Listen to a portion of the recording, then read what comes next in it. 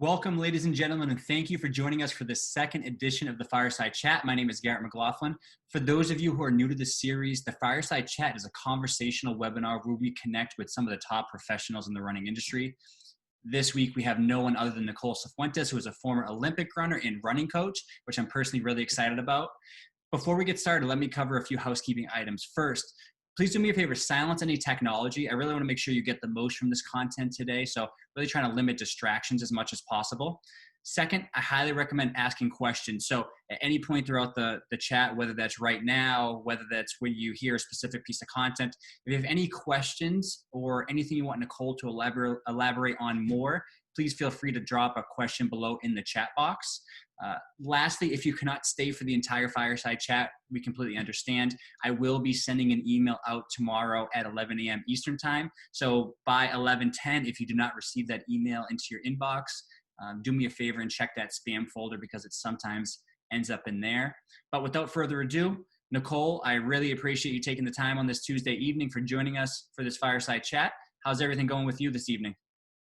It's good. It's a little hot for the fire, but I wanted to do it fireside. So you see some beads of sweat. That's okay. That's awesome. I apologize for the problem I had with the sound, but we're running now. So sorry for the delay. Yeah, no, glad to have you here. We appreciate you taking the time on your Tuesday. So let's get into the content. We got a few people hanging on here, ready to get going. So to get us started, love to hear a little bit about you and your background. Obviously, you have tons of great content we want to get to, but you have such a great background in running with your experiences, Michigan Olympic runner, and now running coach. We'd love to just touch on that briefly if you can kind of give us a little bit of an overview. Sure. Yeah. So I am Canadian. I grew up in Winnipeg, Manitoba, and I came to the U.S. and I live near Detroit now. I ran at the University of Michigan, and I studied there as well, civil engineering. I'm not in that field anymore. But through running, I was able to improve and continue training, and I made it to two Olympics, the London 2012 Olympics and the Rio 2016. In the end of 2018, I retired from professional running, and now I am a full-time running coach. So I started my own business, Sifuentes Coaching and Consulting, and it's been really fun, really rewarding to help other runners. Even though most runners are not elites, the same principles apply for training effectively to at all levels. And so those are kind of the training philosophies that I used to get to the top level myself, that I share with everyone that I work with. Some of the other photos there are just personal. One of those is running with my husband. He is not necessarily as much into running as I am, but he really is great company. And there's our cat, Spot. That's awesome. I follow a lot of your Instagram. I saw your husband has some pretty big running goals too. I think I saw you guys on the track a couple of weeks ago. Was he trying to hit a certain speed on the mile or what? Yeah, so I convinced him to let me train him to break 5 minutes in the mile. His current best is 5:07, and he did it off not too much training. So I think this time around, hopefully we'll get him there. And he's pretty dedicated. So I'm having a lot of fun with it. It's a great hobby. I don't get tired of it. That's awesome. That's awesome. Are you pretty tough on him, pretty demanding, or how's that relationship between husband, coach, and? Well, I think my husband is no different from every runner in that if you push too hard, you'll probably get injured. Mm-hmm. And also it's no fun if you're injured or everything's always hard. So I'm kind of taking the same approach with his training as I do with everyone I work with, trying to make it fun, him be challenged, but be able to also be successful and not get hurt. So we need some easy days and we need to ramp it up slowly, but so far he's been doing well and it's been a lot of fun. So looking forward to it. Yeah, that's awesome. That's good to hear. So tell us a little bit about your business. I know offer a couple different things, individualized coaching, uh, different virtual groups which I have seen over the last few months. But if you can kind of dig into that, just let people know what it is you provide. What type of runners do you work with? Is it more elite runners looking at your background experience, or is it across the entire spectrum? Yeah, so I do work with runners of all ability levels, age range too, but primarily adults.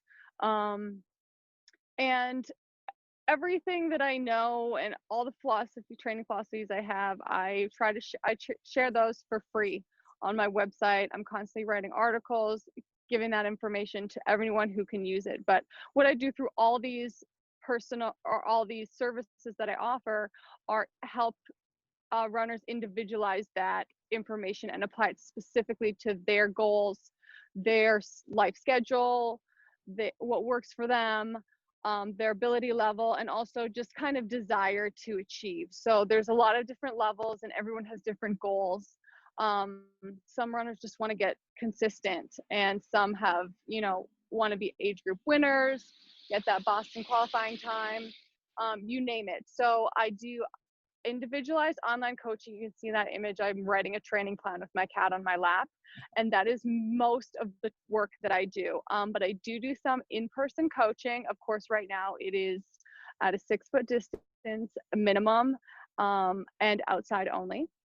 And the virtual training group is a new service that I started during the pandemic, but I will be continuing it for a long time because it's really fun. And that is kind of a smaller group opportunity to learn all the concepts that we're going to talk about today, by doing workouts and communicating with each other in a weekly Zoom chat. So that picture is some group members signed into the weekly team meeting.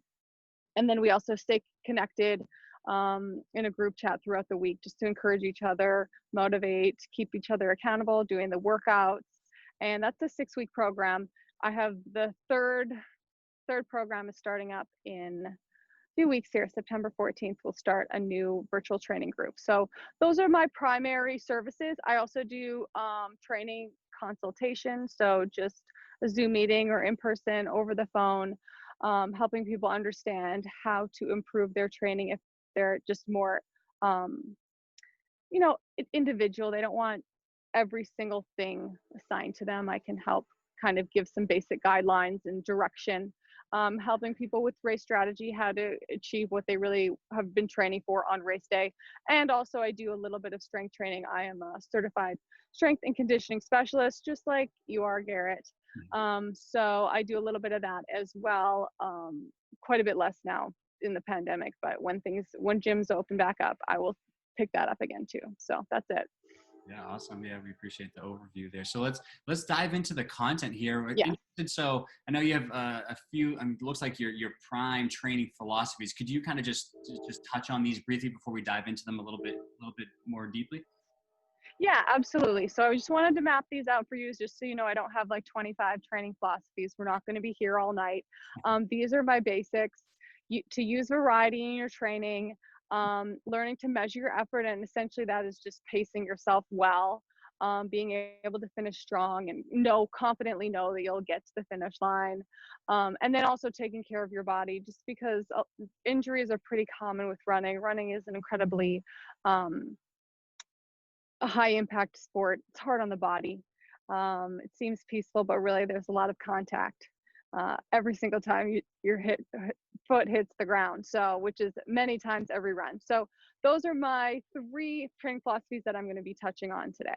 Awesome. So tell me a little bit about variety. It's something with a lot of the programs that I implement for my runners is running is a very specific action, but we want some variety within that training program for a variety of reasons. But what are some ways that you include variety in your training?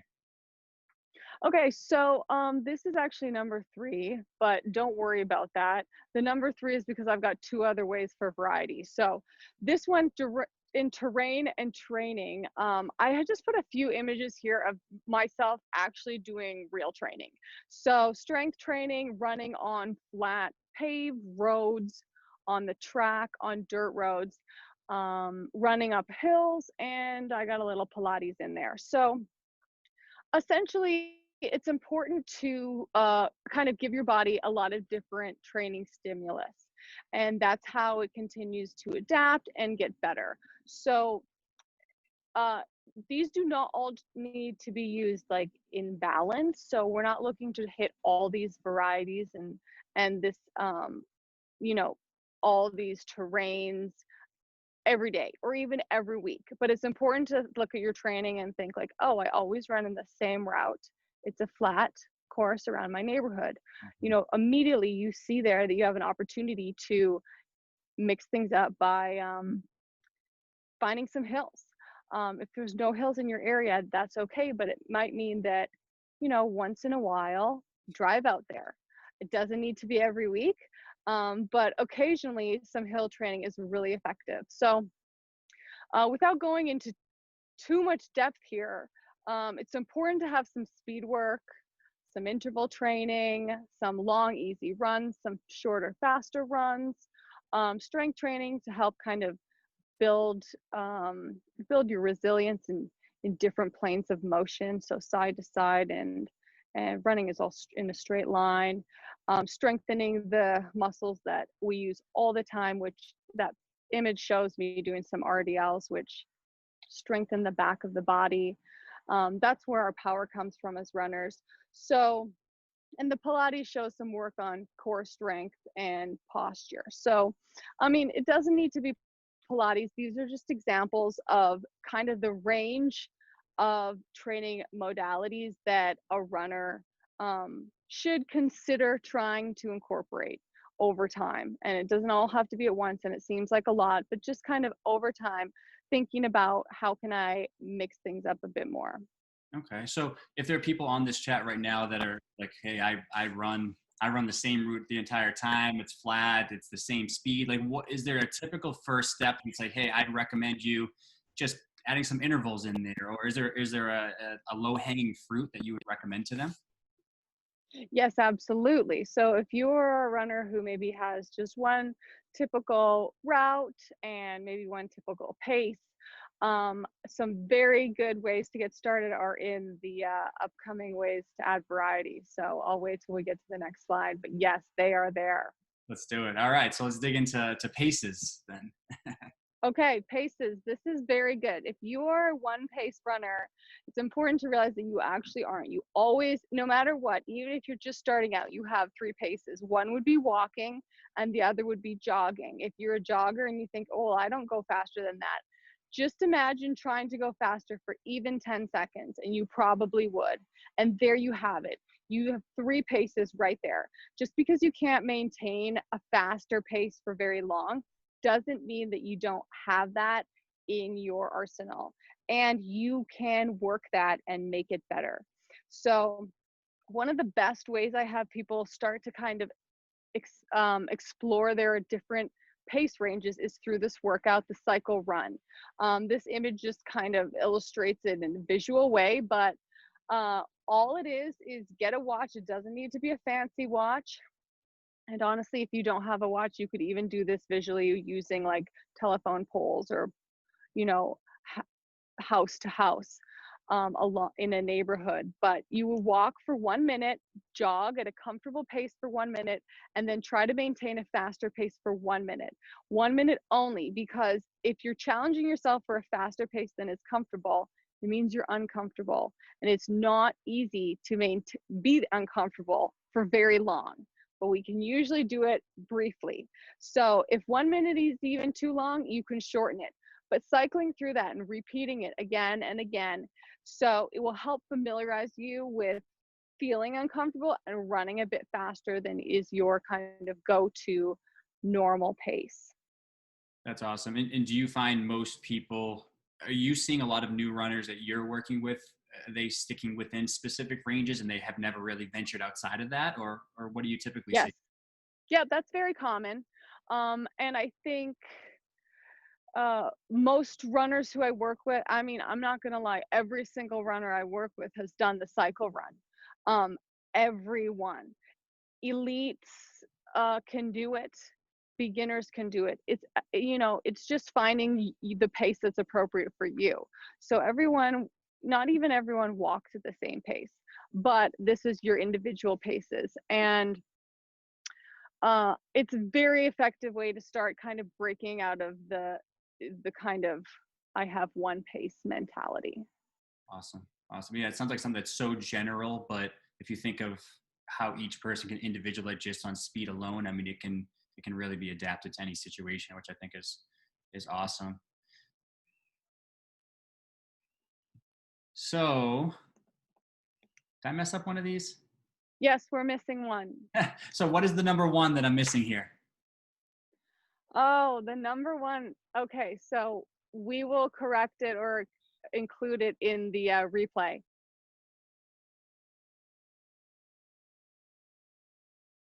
But number one is understanding different effort levels.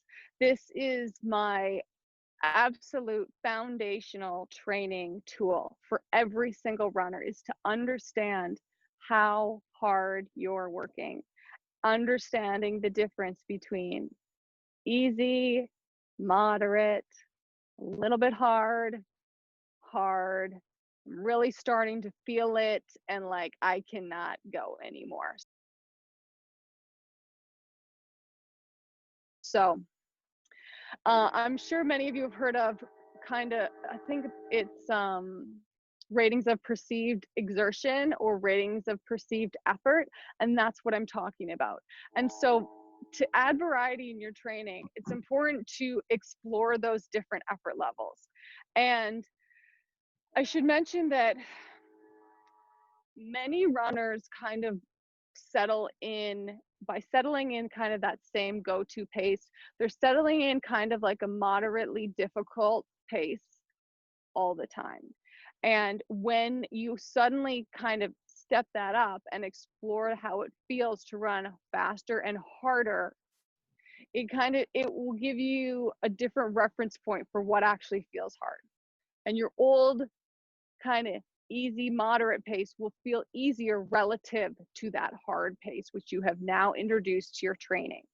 And so this is a great way to kind of stretch yourself, redefine what easy feels like, and just break out of that mold. Now, it's very important that I say it's not necessary to visit all the effort levels every day. And we do not even kind of balance out all the effort levels. So most of training is going to be in the kind of easy, comfortable running pace. Most of training, most of the miles or kilometers we run. But we should always have in a given training cycle, so let's say a week, we should at least be running hard one time per week. And maybe it's not for the entire run, but it's for a portion of the run. And running harder is obviously mentally demanding and physically demanding, and it requires more recovery. So we cannot afford to be doing that all the time, but it's very important to keep it as part of your training. So I would say that as long as runners are focused on including some occasion, at least one day a week where they're out there and they're not feeling comfortable, it's not easy, it's hard work, that's important. And it doesn't need to be every day, and in fact it should not be every day. There should be many days in training where it's enjoyable and it feels comfortable and easy, and we cannot stay there all the time. So that's kind of that's the foundational, that's a foundation in terms of like understanding your effort. I'm even going to build on it in my second training philosophy, which is measuring your effort. This is going to help people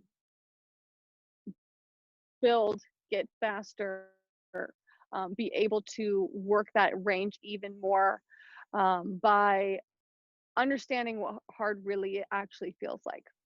Okay, so for those people, I know you're talking about perceived effort. I also hear people saying my goal for this run is to hit this pace, as opposed, like, what is the difference between perceived effort and aiming for a pace? Because I know sometimes you're shooting for a certain number, but it doesn't take into consideration fatigue, how the runs that week have impacted you, strength training. Do you ever go by pace? I go by pace sometimes, but only after establishing a foundation of perceived effort. So whenever I start working with someone, I'll say, can you go do the cycle run? Just focus on effort, walk, jog, and run. And then if, for example, they have a smartwatch, I can later see the paces that they returned from those effort levels. And then I can build on that and understand what pace might be appropriate for a pace goal. But that's always later. It's most important to first understand how your body feels. And even if you never had any pace goals, by getting in tune with the body and through training and relying on these different effort levels and becoming familiar with different distances, a runner will be able to challenge themselves and get the most out of themselves, even without goal paces. But goal paces are often very, very handy for training. And also they're very handy for the beginning of races when our perceived effort lies to us and says, it's so easy, you should go faster. But really, it's a long race and you should not go faster. You should pace yourself and start slower. So pace goals are also like very important as guardrails early on in races. Awesome. That's great advice. And so kind of continuing on that, how to measure your effort, if you can dig into that a little bit for us. Absolutely. This is definitely a continuation of what we just talked about is so starting easy, being disciplined, and using your watch, especially at the beginning of races. Measuring your effort simply means knowing how much gas is in the tank. So understanding, halfway through a race, if you're tired, how tired are you? Do you know that you're tired, but can you maintain your pace to the end? Or you're so tired that you know you're not going to make it? Or do you not know? And that area of not knowing is kind of what we're trying to avoid. Because even if you know you're going too fast and you know that, you can opt to slow down and readjust and get to the finish line confidently without, being forced to stop and walk. So I have here planned walking breaks only. In training, I use walking breaks a lot. The cycle run has walking breaks. Every third minute is a walk. But those are planned. And the reason we plan walking breaks is because if we take a walking break just as needed when I feel tired, then the body is controlling what you do. You have no control over when that happens. If you choose to take a walking break every 2 minutes, then you commit to those 2 minutes. And even within those 2 minutes, you can adjust your pace up or down to make sure that you don't have to walk until the planned walking break. So planned walking breaks force us to continue to measure our effort and learn and pace ourselves and adjust.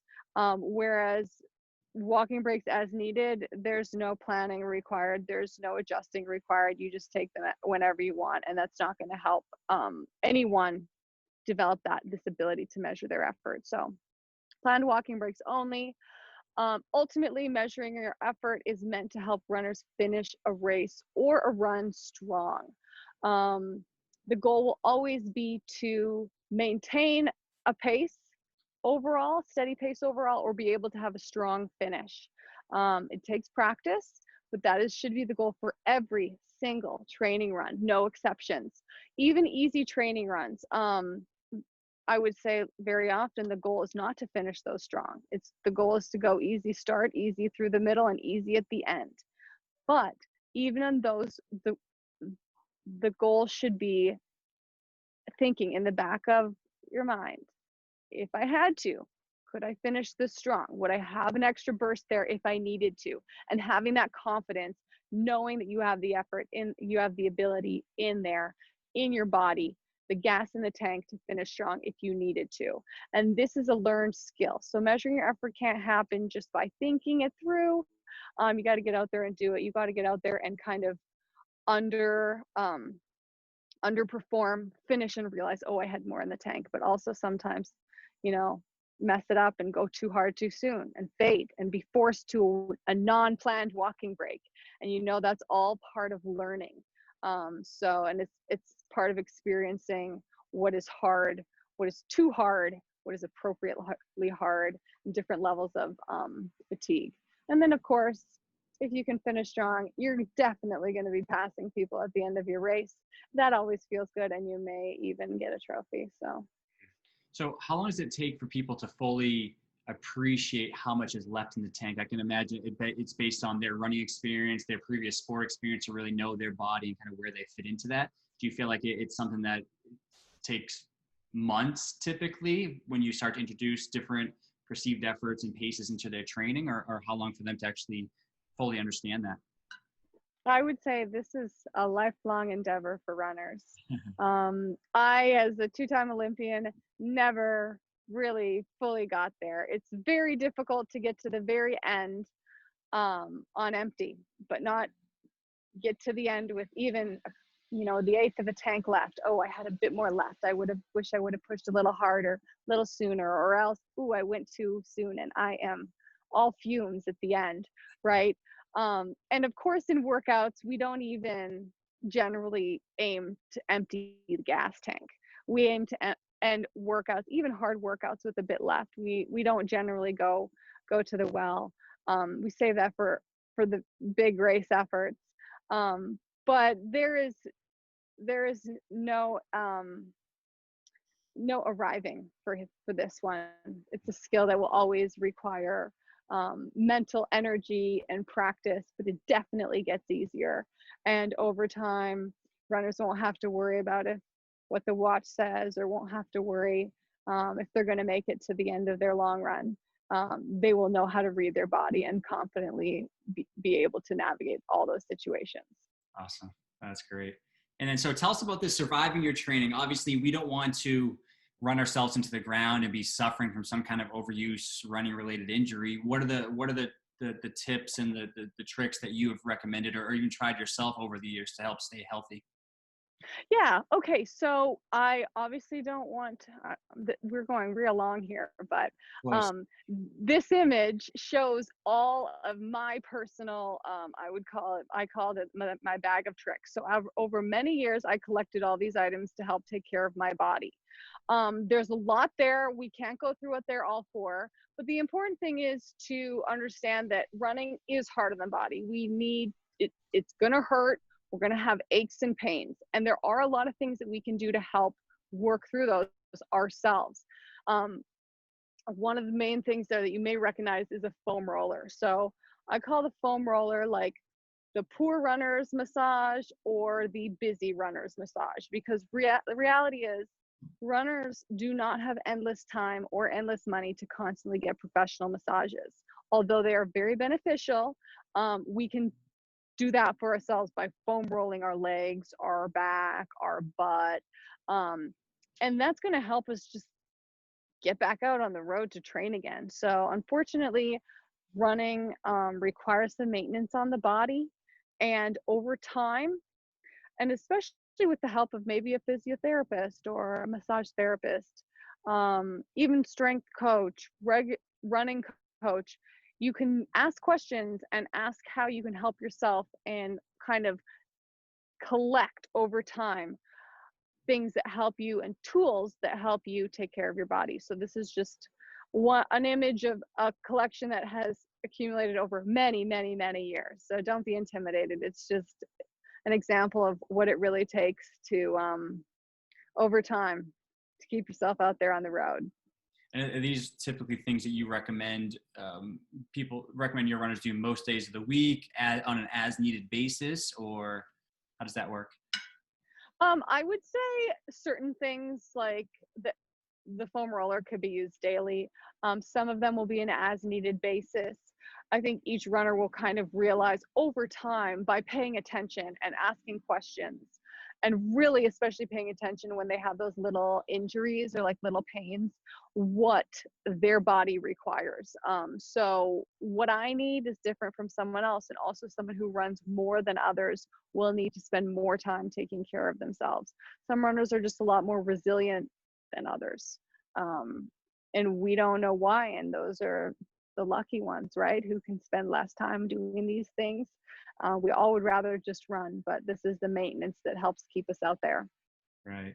So let's switch gears here a little bit to virtual racing. I know it's something that's huge and in a lot of places the only option for many runners to really have that end race. Even though I know it's hard, some of the runners that I work with say they either love doing it, and it's great having those virtual races for different causes that they donate money, and be able to test themselves and see where they're at. Other runners feel like it's really hard to be motivated because they're running a lot of the same routes. So what are some of your tips for successfully running these virtual races? Yeah, I wanted to touch on this for exactly that reason. It's kind of like one of the main options right now. But I think the one thing is very important to say is that not everyone needs to do virtual racing. Like, we don't have a ton of options right now, but we can definitely choose not to do it if we don't want to. So it's not necessary. But for those who really want to test their fitness, virtual racing can be fun. There's a lot of benefits to being able to choose your own course. So that's what plan ahead means. I have a course map there, which would not be available right now. That one crosses into Canada and back into the US. But planning the route ahead of time, I would just say, word of advice on that is, don't plan to run the original course that was planned by the race. Very often, if the roads aren't closed, which they won't be for your virtual run, the routes are not feasible. So ideally, plan a course that you know won't have a lot of intersections, not busy traffic. Just set yourself up for success that way. Anticipate your needs. Okay, bathrooms. A lot of time bathrooms are even closed during the pandemic. So planning and anticipating when you'll need to go. If you need to make your race course past your house, loops past your house, to give yourself that option, do it. Also, there's no image to go with it, but planning your fueling needs. There's no aid station tables, but that doesn't mean it's not necessary for especially longer virtual races. So just planning where you're going to stash it in the bush, or if you're going to carry it on your body, or if you're going to have someone help you and drop it off for you along the way. Whatever it is, planning ahead is going to make the virtual race go a lot more smoothly and give you a better experience. It seems like very, not that big of a deal, because it's just you and you going out for almost like a regular training run. But the more planning that goes into it, the more smoothly it will go, and also the more will be different from the regular training run where you don't really think too much in advance about it. So I would say a lot of planning will go a long way. And then on the day of, allow yourself some flexibility. If you plan to start at 7 a.m., but you're running a little bit late, oh well, who cares? Don't stress over that. Just start at 7:15.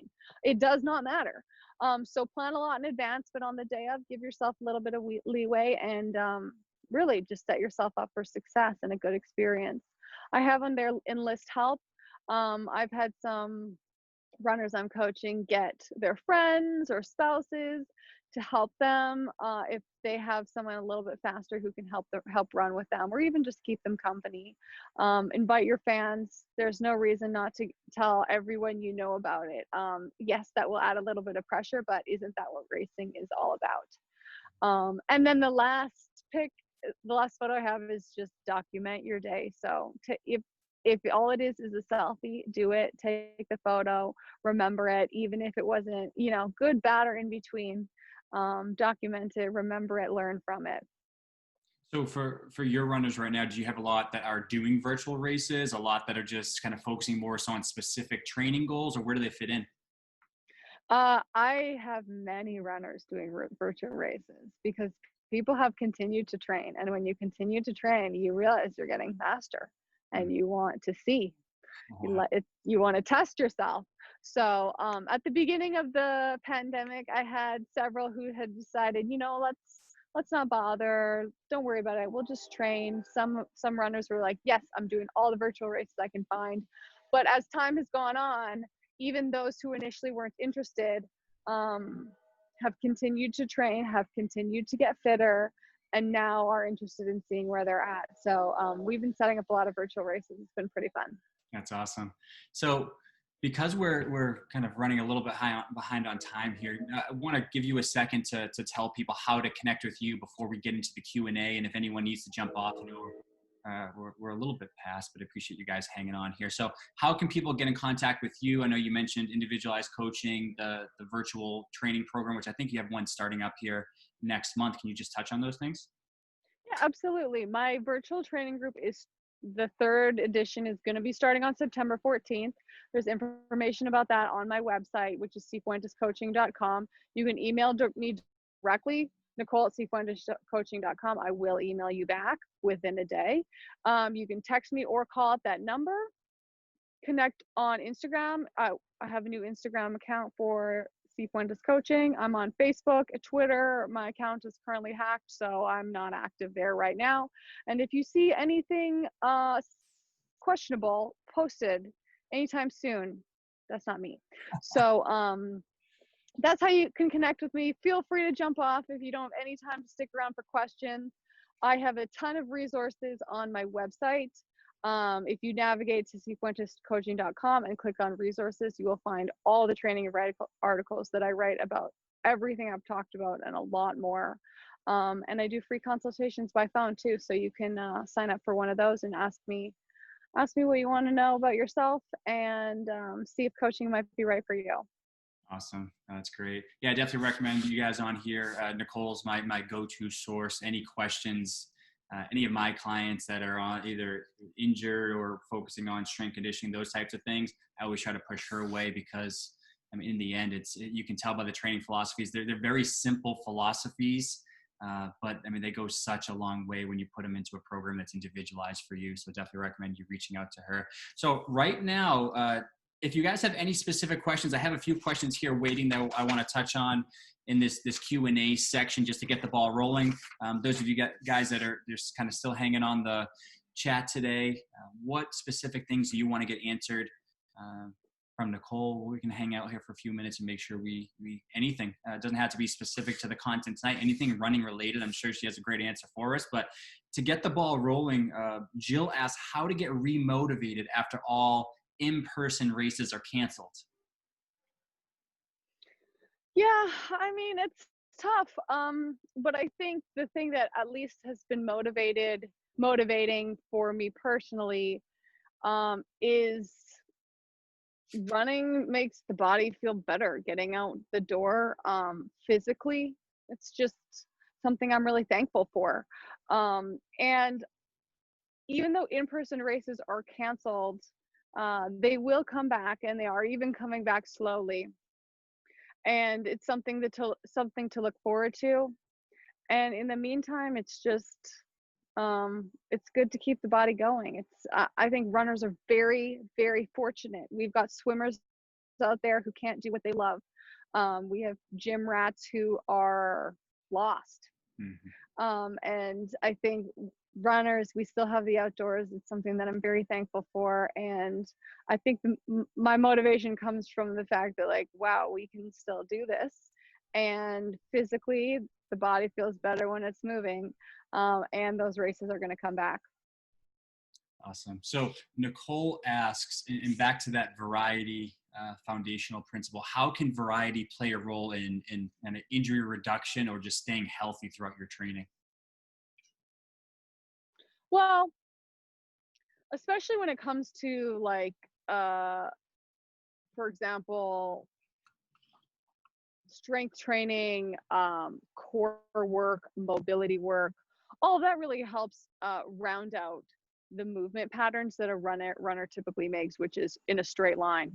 And so by working kind of, side to side motions in strength training, that can help round out and balance the strength in the body that way, because inevitably we're going to have to jump over a puddle, or you want the ability to be able to hit the trails even if you're not normally used to them. And if there's no movement in any of the lateral planes and then you try those things, you're probably going to have a little issues after.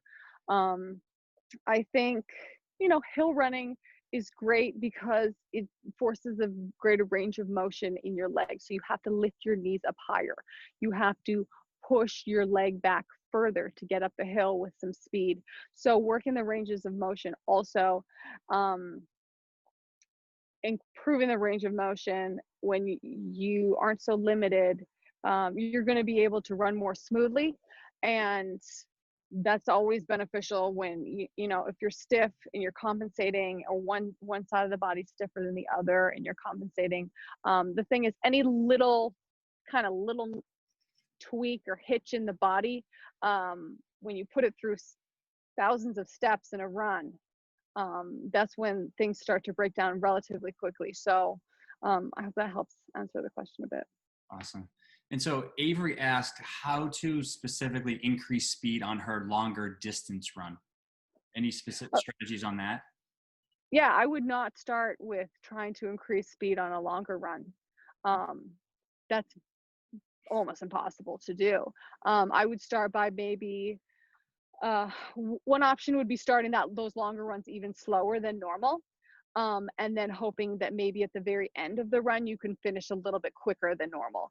Another option, and so that would just be a very small portion of that long run where you try to increase the pace, and that would be at the end, not at the beginning.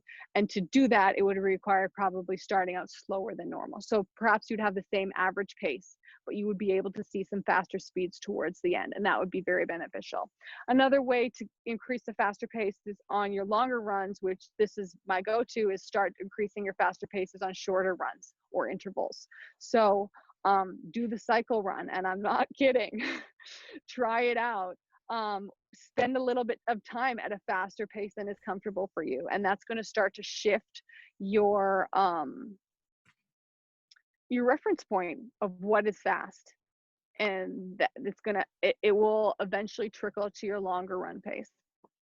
So this is a question from Jacqueline. She's fairly new to running, and obviously you don't know her situation, but what are the typical things you see from new runners in terms of what they're missing and what you tend to add to their programs to start to address those other things that are missing components?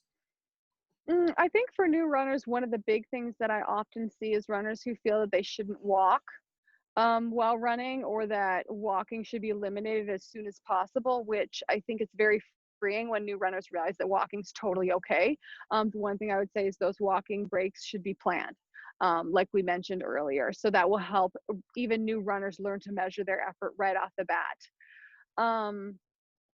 So and also, like, walking is never eliminated in a runner's training, even if you get to the highest level. Now, elites will have interval workouts where they will stop and rest and walk, or maybe jog very slowly, and they'll do runs without walking, but always walking is included and breaks are included.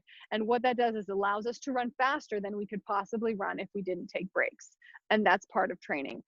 So that's one of the big things. Walking is okay. Walking is very effective to improve your running. And I think the other thing I would say is just variety, understanding that, like, whenever I start working with a runner, the feedback I'm getting is like, oh, it's interesting training. It's never the same every week. I'm doing workouts that are different. So running does not have to be head out the door and run and then come home. There are just so many things that you can do to help improve running that are a lot more fun and a lot more interesting than just steady, slow pace. And then last question we have here. So if anyone else has a final question you want to throw it in the chat, feel free to. Jethro asks, how do you typically set up a week? Is there certain structures that you recommend in terms of your long run, your speed work? I know it has to be individualized, but is there a general recommendation you can provide? Absolutely. I would say a very basic framework, which of course is individualized for every person that I work with. Everyone's different, but like there is a framework that's kind of can be worked with, and which is one longer run in a week or a training cycle. So training cycles can be, for me, I sometimes stretch them longer, especially with maybe clients who are older and need more recovery time, to maybe 7 days to 10 days, but typically one longer run in the week. And then I would say at least one do nothing day, which is full rest. When you would normally train, you would rest, not do a bunch of other things. Then I would have probably, that leaves at least one of those days, maybe two. So then a couple easy runs, easy pace, start to finish. And I would have one or two workouts or run days that involved a little bit higher effort. So maybe a progression run on one of those days, which is a run that starts comfortable but ends uncomfortable, as opposed to easy start to finish. And then some sort of interval or speed workout. So the cycle run, a different interval workout, maybe hill repeats that are run, fast and hard. One day with kind of shorter intervals, we're working on a faster pace, and then the other, if there's another workout day, it would be maybe something more moderate, like a progression run, or a shorter run that's a bit faster than your normal easy pace. And the reason why you can handle that a little faster pace is because you're going shorter than normal. So a typical week is going to have at least 4 of the days are going to be easy or a day off. And then we're going to have a longer run typically, and then 2 days that maybe involve some effort levels of moderate to just kind of hard, and then 1 day that involves effort levels of hard. We're working, not comfortable, get amped up. So that's a typical framework. And then of course I would encourage like doing some core strength and strength training. Core strength, no, I would not limit that. I mean, you can do a little bit of core every day. It's not gonna hurt. Strength training, depending on what type of weights you're lifting, would be maybe 1 or 2 times per week at the most is all I would recommend. Okay. And so last question to wrap up, I'm curious, how has your training changed over the years, looking back to when you were training for these Olympic races to what you're doing now? Do you keep a similar structure and focus, or has that changed drastically? I have, I can say I've tried a little bit of everything, but the one thing that has changed is mileage from 60 to 70 miles per week of running down to like, I try to be consistent at 20. So like less than a third of what I used to run. However, what I do with those 20 miles really has a huge impact on what I'm able to do as a runner still. And there have been phases of months of training that I've worked on, that I've worked to keep workouts in, keep strength training in, keep doing Pilates, doing hill training, keeping all that variety. And it has allowed me to perform like shockingly well, considering that I run less than 1/3 than I used to. But then if all of those 20 miles are easy pace, wow, it all goes out the window really fast. So what you do with the miles you run makes a huge difference in how it feels and how you're able to perform. So I would say that my training is quite a bit less, but I still really focus on variety and maintaining all the variety that we've talked about. And I need to do quite a bit less self-therapy than I ever needed to do because my volume is so much lower. I can imagine. No, that's awesome. Well, just to get us wrapped up here, I know we went a little bit over, but the information was so great. I mean, why stop when we're getting out great content and information to people? So I just want to say thank you for joining us. If anyone has any questions for Nicole, feel free. See if I can get back a slide. Feel free, reach out to her at any point. Check out her website. A lot of resources. I try to read as much as I can just because it's great information and I like to pass it along to my running clients. So reach out to her if you have any questions at all. And Nicole, thank you for taking the time on your Tuesday evening. I hope you're not too warm out there by the fireplace, but thanks again for joining us on this Fireside Chat. Thanks for having me. And once again, I'm sorry about the rough start, but thanks for having me.